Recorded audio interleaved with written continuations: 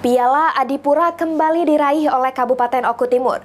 Bupati Oku Timur berikan apresiasi seragam baru, kenaikan gaji, hingga keberangkatan umroh 3 petugas kebersihan Kabupaten Oku Timur. Martapura, Kabupaten Ogan Komering Ulu Timur. Piala Adipura kembali diraih oleh Kabupaten Oku Timur dan diterima langsung oleh Bupati Oku Timur dari Kementerian Lingkungan Hidup dan Kehutanan. Kabupaten Oku Timur merupakan salah satu dari 4 kabupaten di Sumatera Selatan yang meraih Piala Adipura di tahun 2023. Sebagai bentuk rasa syukur atas kembali diraihnya Piala Adipura oleh Kota Martapura, Kabupaten Oku Timur, pemerintah Kabupaten Oku Timur menggelar syukuran dan buka bersama di Gedung Balai Rakyat Pemkab Oku Timur.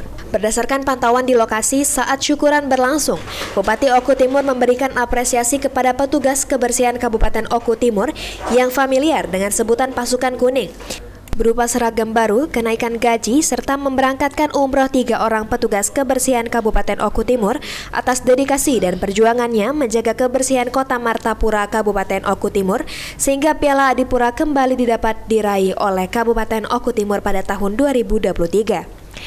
Bupati Oku Timur Insinyur Haji Lanosin MT didampingi Wakil Bupati Oku Timur dan Sekda Oku Timur menyampaikan diraihnya Piala Adipura oleh Kabupaten Oku Timur tidak terlepas dari kerja keras pasukan kuning dan seluruh lapisan masyarakat dalam menjaga kebersihan di Kabupaten Oku Timur.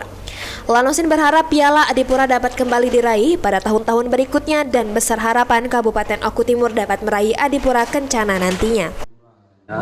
Yang pertama untuk masyarakat Kabupaten Oku Timur yang mana telah menjaga kebersihan di lingkungan masing-masing.